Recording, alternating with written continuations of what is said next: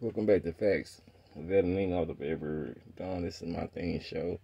The fact that ain't your gods, not to be too proud, full of pride to like and subscribe and follow. No shit lost your goddamn mind.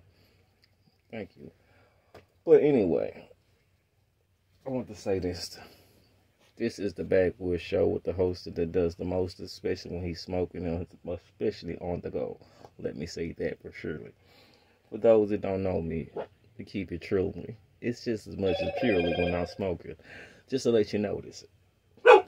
However, girl, please stop it. Give me a chance to do what I gotta do.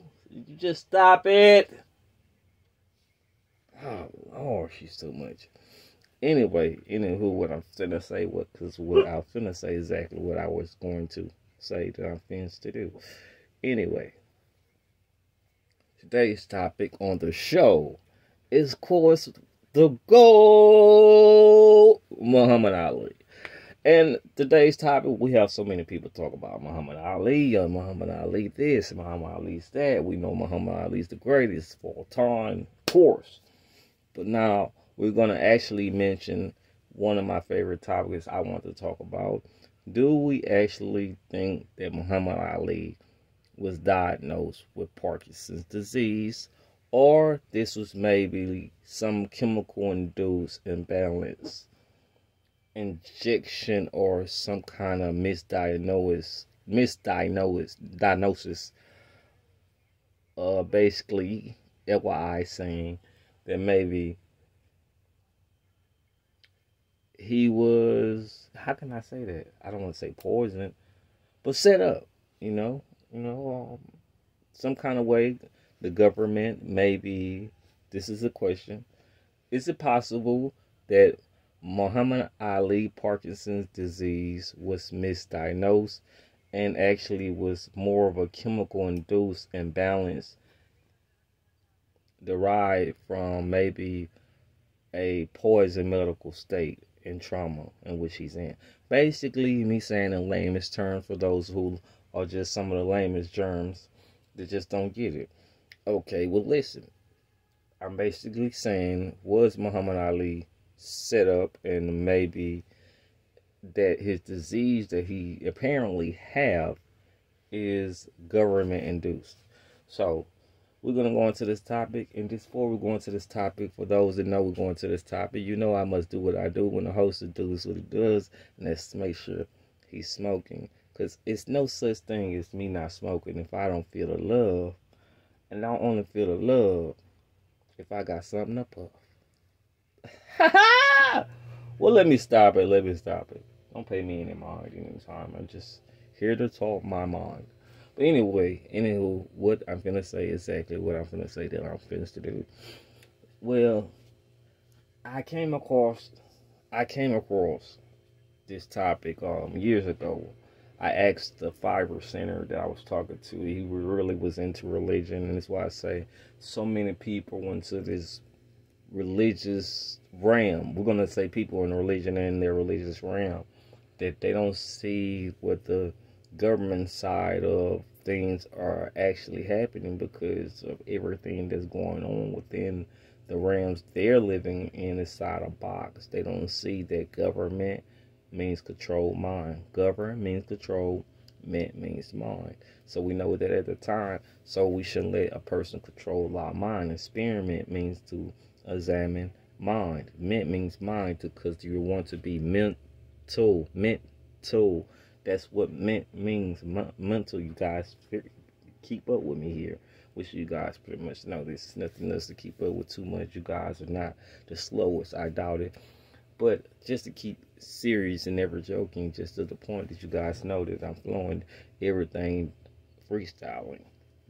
It's coming off the top of the dome. This is not a written script, but a written topic only, that you guys stay with me, because I want TikTok to get this. They only got 5 minutes. So I said this to say that Muhammad Ali was not just a boxer. We know Muhammad Ali is the greatest boxer of all time. I'm going to do another special on that real soon.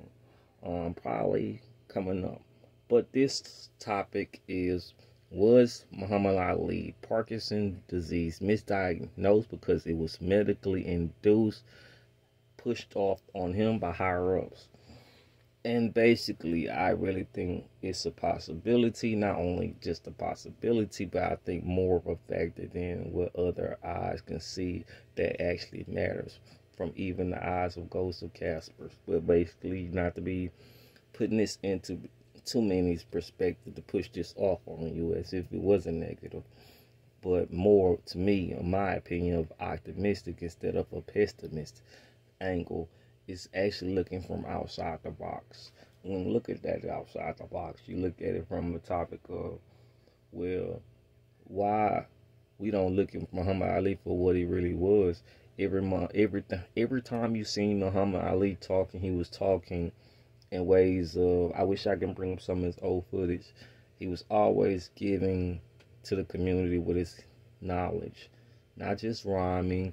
He was also always telling people about mattering to their community, about blacks having their own. And I remember an interview particular that he did with an interviewer, a white guy, and the guy was telling him, why did you want to have your own thing? He was like, well, don't the Chinese have their own language? Then he said, why wouldn't I be proud of myself? Why wouldn't I want my child to look like myself? Ain't the Chinese proud of themselves? They're proud of their culture. Ain't the Jews proud of their culture?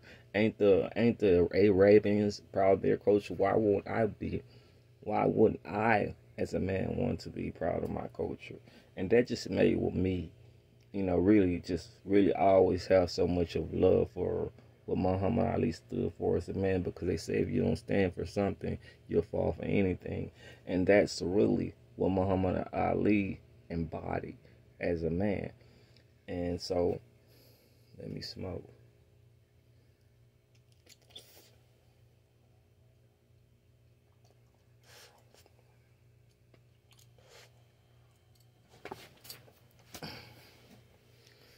And that's just the main thing we wanted to get across. Like, Muhammad Ali was a very, very, very stand-up guy.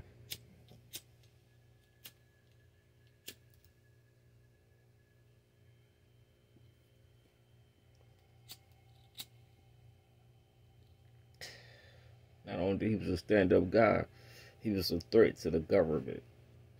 Now, we can't forget about the time in which he refused to go to the military draft. The government is definitely not going to forget about that. We can't forget that he was good friends with Malcolm X. The government is not going to forget about that.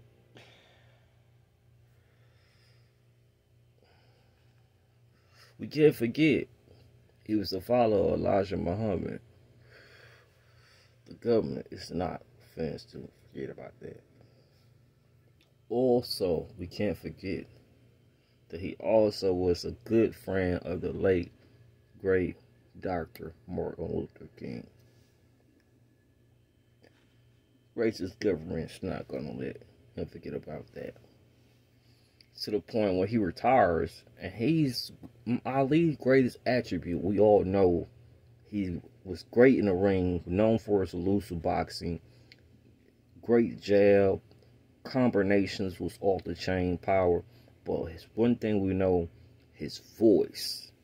Ali's voice was so magnificent. Even in the interviews, the way he rhymed will always captivate the audience, if not the interviewer.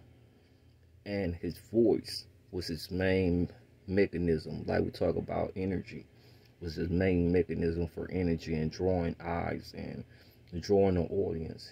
Was his voice. And also, being that his voice was so powerful, because your voice is your cymatic cord to the to the codes within the Draco codes within the matrix. You speak a sciatic vocal cord within to the matrix, and it also projects it into the universe, into reality. And that's something the elites know about as well. And they refused and was not going to let Muhammad Ali access that power.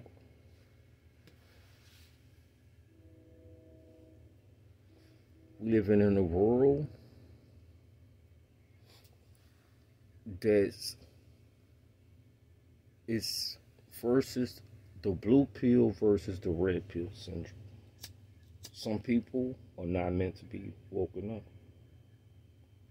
Some people are not meant to know everything that goes behind the closed door, but more into the quantum physics of elements of which life presents a magnetic let me say this, a magnetic math projection of geometry in which you see life from different angles. And Muhammad Ali, just as well as he predicted his angles within the ring and his ring IQ, it takes quantum physics to be that good. You have to know angle, steps, counter moves. He was just as brilliant with his voice as in knowing when the proper time to speak. What made him a very powerful weapon and asset, as well as an opposition liability to a higher power, what we consider the elites.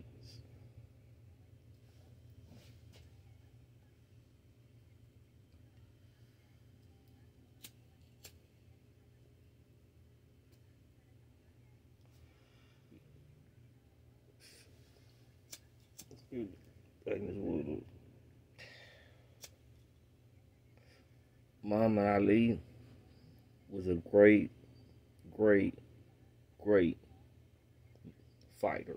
We know that, right? If we don't know that, then we're going to tell you this. We don't know the car got headlights. You see what I'm saying? And we don't know that it's a can on a Sprite. But I can tell you this.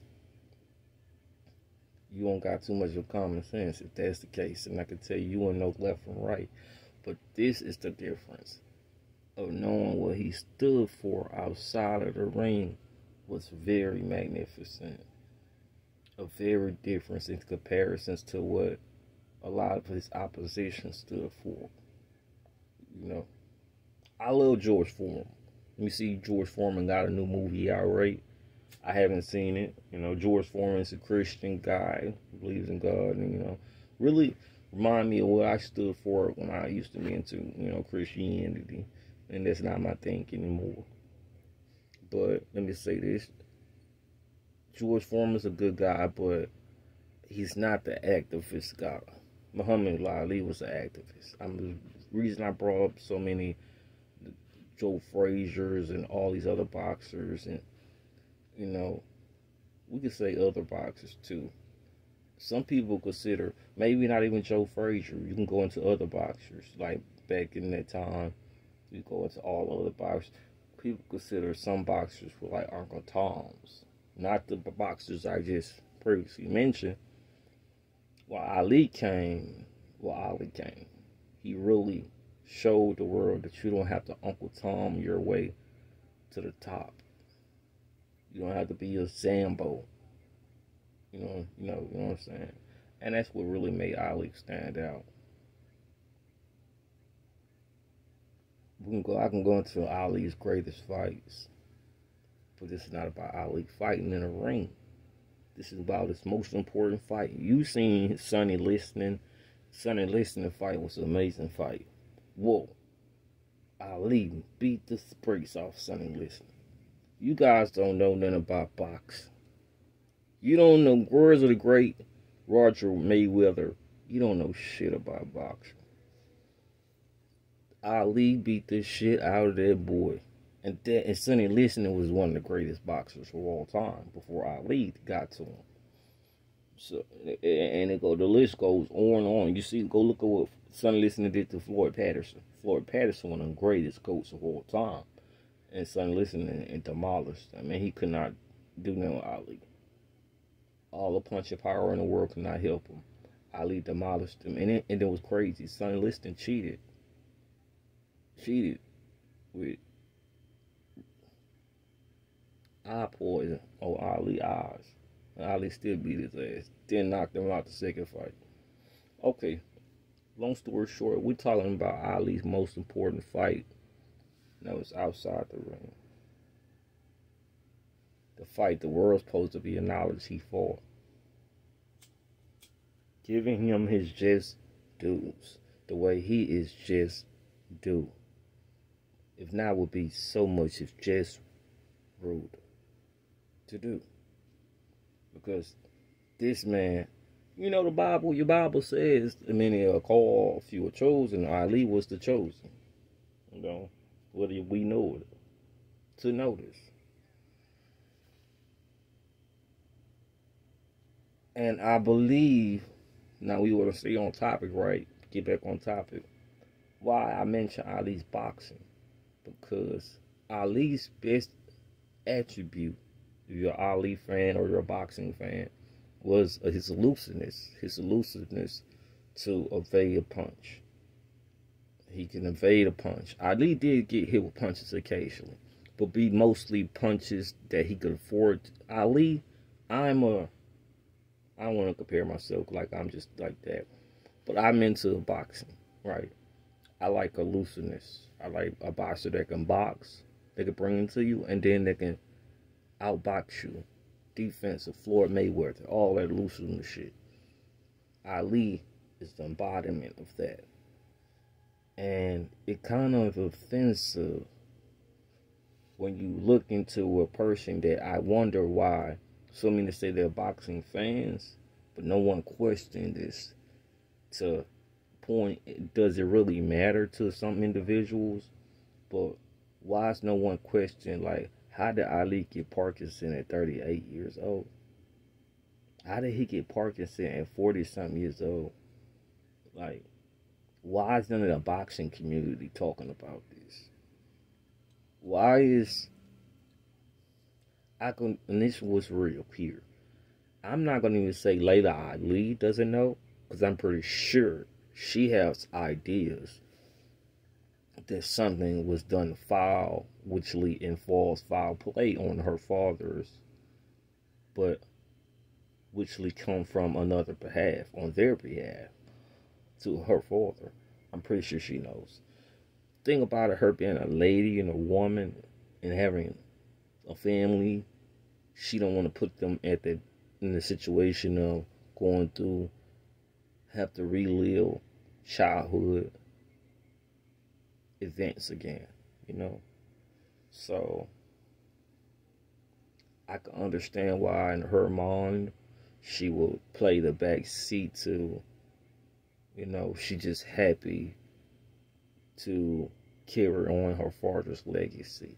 But not for 1 second when I look into latest Ali eyes that I see a woman that's dumbfounded, or the possibility, definitely, of a majority factual possibility, if not actual factual reactionable past contents of a situation that occurred, a foul play done on her by another party's behalf to her father.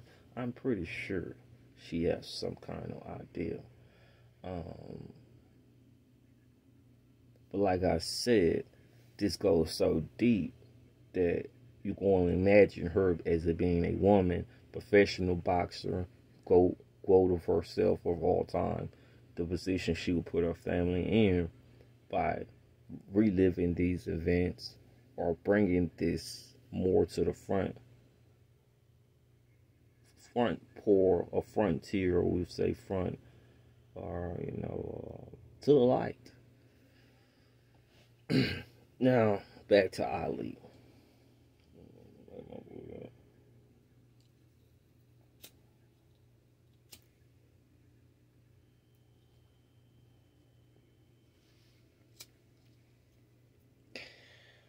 We look at Ali's greatest film. You go look at Ali's greatest film highlights was his elusiveness to dodge a punch. Only some of the greatest punches were able to hit him, and you only can hit him with what he feel. Because I'm like that. I could look at a punch and be like, "Ooh, that punch gonna knock me out. I'll duck it." Certain punches you just can't take. You can't take. And a boxer knows that too. Ali was the GOAT.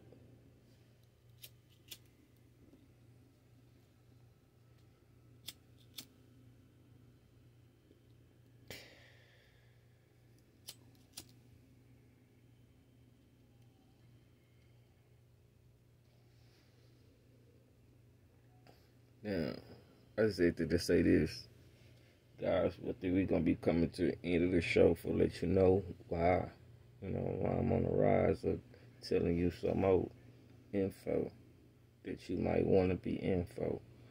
But world we think we're living in is not what we think we're living in. We live in a matrix, a simulation.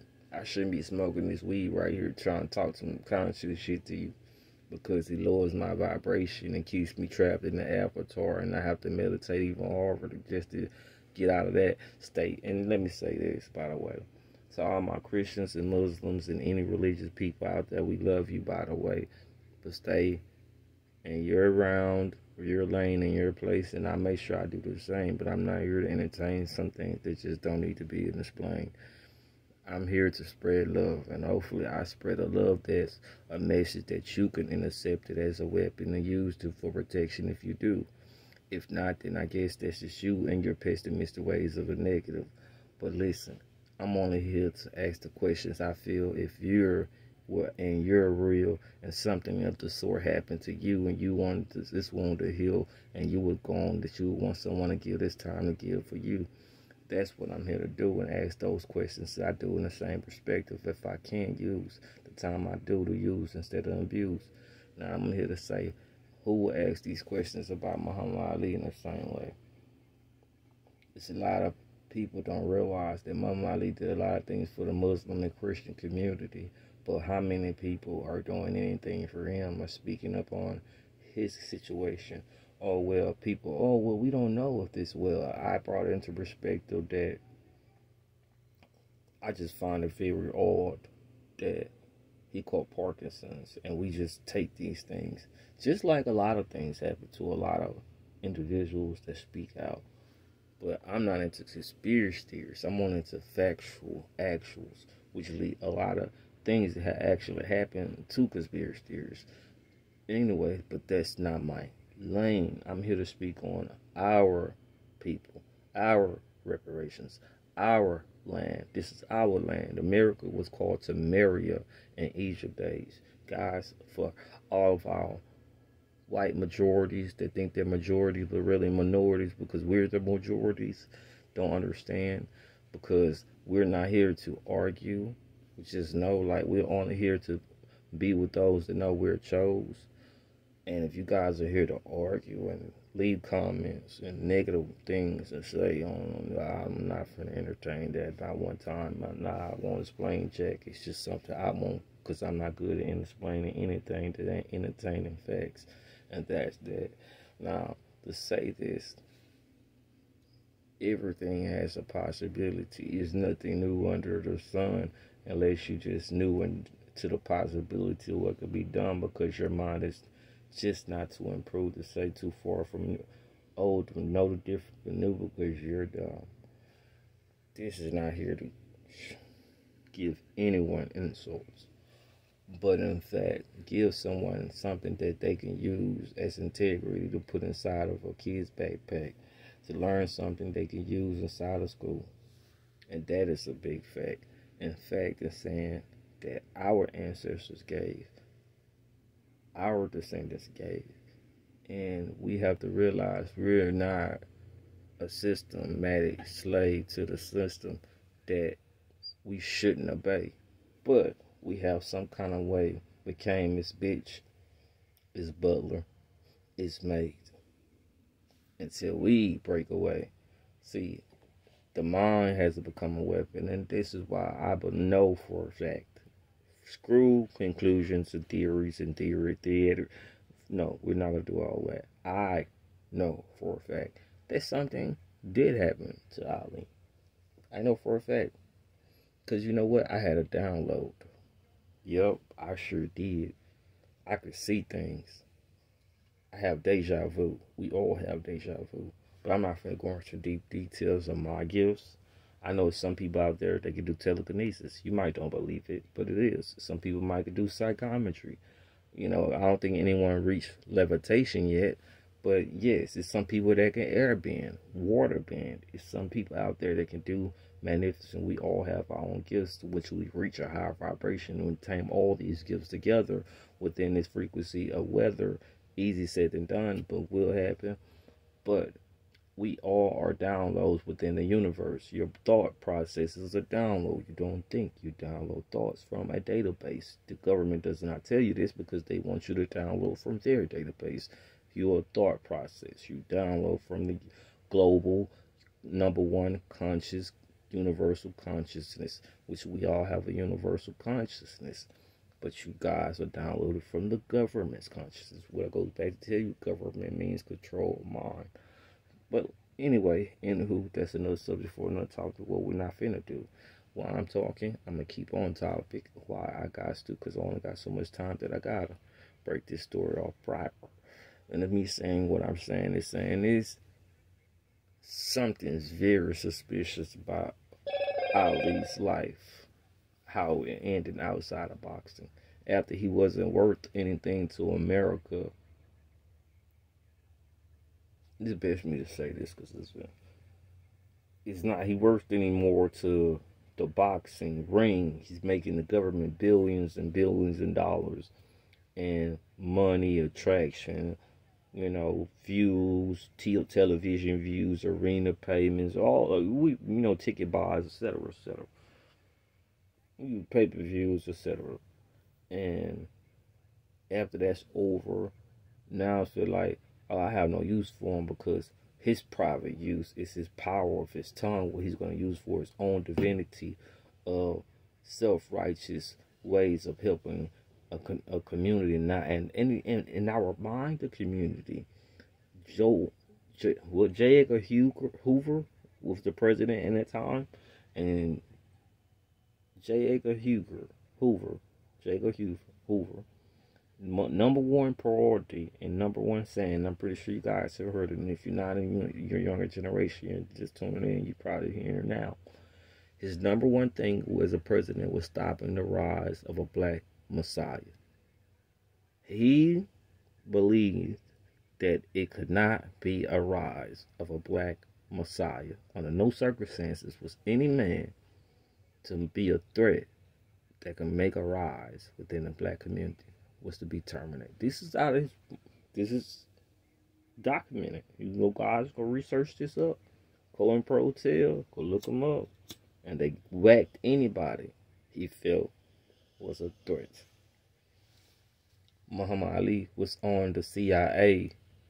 Now we really talking here. Muhammad Ali was on the CIA list right behind Malcolm X, Martin Luther King, of national security threat.